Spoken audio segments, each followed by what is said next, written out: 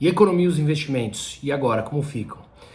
Bom, no dia seguinte, a falência moral brasileira, onde, no meu entender, não é ideologia esquerda ou direita, por eu gostar de uma ideologia ou de outra, mas sim por colocar alguém que nos roubou durante muitos anos, com mais de 20 bilhões de reais devolvido aos cofres públicos, e metade de uma população aplaude, solta rojão e enaltece a volta de quem nos roubou durante muitos anos e, inclusive, como eu falei, devolveram bilhões de reais. Então essa falência moral eu acho que é um prejuízo inestimável para o país e para as próximas gerações. Mas vamos falar um pouquinho de economia e investimentos como um todo, tá?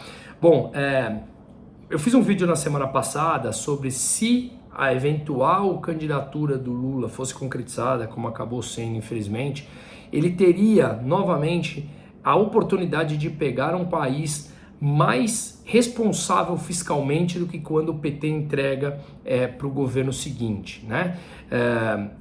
Quando o PT assumiu em 2002, ele pegou um governo com todas as divergências que eu tenho do Fernando Henrique, pegou um país fiscalmente mais responsável, com um país estabilizado na moeda, com um dos pilares do fiscal, da responsabilidade fiscal bem firme, e portanto ali Helena pegou uma onda de commodity, acabou crescendo menos do que a média mundial e a média dos pares emergentes, mas obviamente surfou a onda do mundo como um todo. Nesse momento ele pega desemprego em queda, dívida que já voltou para níveis pré-pandemia, que nenhum outro país do mundo conseguiu fazer isso.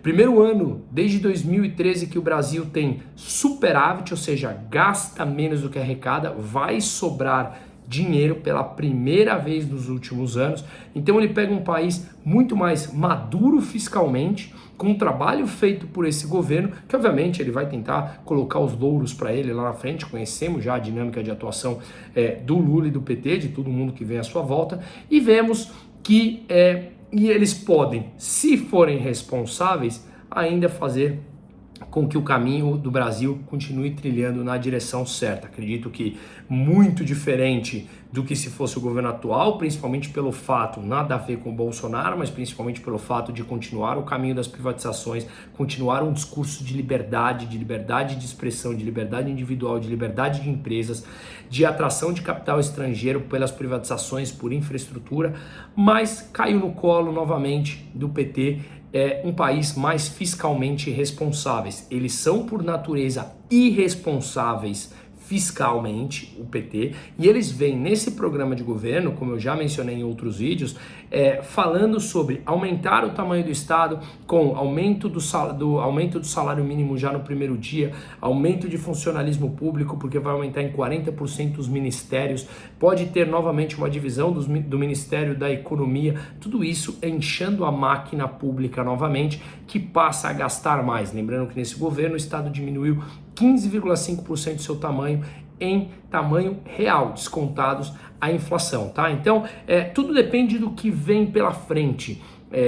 Não há nada que nos faça crer que o PT fará alguma coisa com ultra responsabilidade, até porque está no DNA deles e está no programa divulgado, um pouco que eles divulgaram, que o Estado vai crescer e que eles continuarão ou voltarão a usar os bancos públicos como fomento de crescimento, e também o BNDES com outro propósito do que estava sendo agora. Ele nasceu para fomentar as pequenas e médias empresas, que foi o que aconteceu agora, diferente do que foi feito nos governos do PT, quando ele deu dinheiro para aquelas empresas gigantes, amigas ou próximas ao governo, né? Então, eu vejo um critério muito menos técnico agora, até porque já começaram a divulgar algumas notícias. Pode ser que um senador do PT do Rio Grande do Norte seja o novo presidente da Petrobras em 2023. Eles já falaram que vão parar as privatizações das subsidiárias, portanto, a tendência é que praticamente o monopólio do refino continue no Brasil na mão da Petrobras. Diferente nos Estados Unidos, você tem mais de 35 petrolíferas. Aqui a gente insiste com aquele discurso antigo de crescer o Estado, do petróleo é nosso, de não privatizações,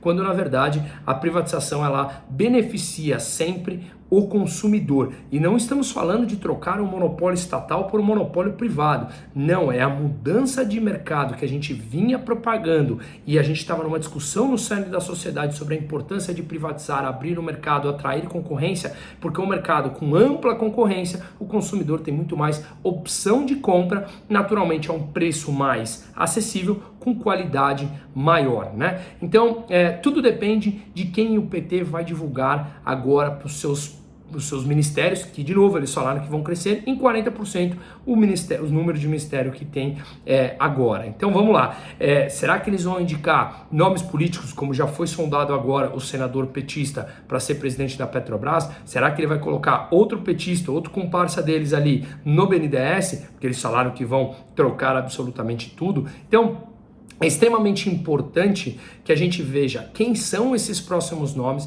para todos os ministérios. Tem alguns nomes muito complicados, talvez sondaram hoje, a CNN sondou, que poderia ser Haddad para o Ministério da Economia, ele não tem nada a ver com a economia. Flávio Dino, aquele que é do PCdoB, o Partido Comunista do Brasil, para um dos ministérios também. Enfim, realmente a coisa pode ficar bastante complicada no meu entender, principalmente na economia, que uma economia pujante acaba espalhando para toda a sociedade um otimismo muito maior. Então eu acho que o Brasil ele está mais maduro, obviamente, do que há 10 anos atrás. Ele vai enfrentar uma resistência onde ele teve praticamente metade do país indo contra ele, por todos os motivos óbvios, e mesmo todo mundo que foi contra o PT estava lutando junto com a mídia, junto com o Supremo Tribunal, que fez uma militância forte, como a gente sabe, censurando nas últimas semanas, e mesmo assim eles perderam por praticamente 3 milhões de votos. Eles ganharam por praticamente 3 milhões de votos. Então foi uma vitória extremamente apertada deles e, portanto, isso coloca numa situação não fácil para aprovação de suas pautas. Eles também terão que lidar com um Congresso e um Senado mais centro-direita, governadores importantes eleitos, os 3 principais colégios, maiores colégios eleitorais do Brasil, São Paulo, Minas Gerais e Rio de Janeiro, os 3 governadores contra o PT, né, que é o Zema, principalmente o Zema, que pode ser um novo futuro presidente, seria uma ótima opção no meu entender, ou o Tarcísio aqui em São Paulo, uma ótima opção, mas são 3 governadores que estão contra o PT e, portanto, eles têm uma dificuldade de passar aquelas pautas, principalmente aquelas muito mais radicalizadas à esquerda, e eles já falaram que eles querem sim voltarem coisas importantes. Será que querem voltar com pagamento obrigatório a sindicatos? Será que irão mesmo revogar a reforma trabalhista? Que a gente precisa de um mercado muito mais dinâmico, 2022, mais fácil de contratar, mais barato de contratar, de mandar embora, um mercado muito mais dinâmico como é um americano, e não retroceder a pautas como eram nos anos 80 e nos anos 90. Acabar com o teto de gasto, que eles vão acabar, enfim, quão responsáveis eles serão com as contas públicas para a gente saber como a economia vai lidar. E traduzindo tudo isso para investimentos, todas essas decisões desses nomes dependem disso para o mercado entender se vai para frente ou se vai para trás. Hoje a bolsa subiu, né? Mas lembrando que na semana passada o mercado mundial já tinha subido e o Brasil tinha caído já com a probabilidade maior de Lula ganhar. Então o mercado sempre se antecipa. Mas as estatais, Petrobras caiu 10%, perdeu 43 bilhões de reais em mercado hoje. E o Banco do Brasil caiu 5%. Por quê? Porque um governo de esquerda, obviamente, tem muito mais interferência nas estatais e ele tende a indicar cargos políticos para sua presidência, para eles conseguirem ter uma ingerência muito maior e não técnica. Isso realmente é um retrocesso absurdo. Então depende, esperamos ansiosamente aqui os nomes, com bastante receio, que eles vão indicar para as principais empresas e para os ministérios. Mas de qualquer maneira, eu acho que o Brasil teve um avanço institucional, uma população discutindo muito mais política, fazendo uma oposição muito forte. Eu serei oposição dura a partir do primeiro dia, sem sombra de dúvida nenhuma, com dados, números e técnicas do porquê, mas eu acho que a gente precisa ficar atento e eles terão sim mais dificuldades, seja no Congresso e no Senado, e seja com uma população muito mais educada politicamente. E tudo isso depende para o mercado traduzir em mais oportunidades de comprar ativos mais baratos ou a curva de juros futuros subir ainda mais, colocando risco com os nomes que eles possam indicar e abrir oportunidades ainda maiores em renda fixa. Nesse momento, acho que não vale mexer nada até eles divulgarem nomes. Vou voltando com novos boletins e novas atualizações sobre tudo isso. Muito obrigado, até lá e uma boa sorte para todos nós.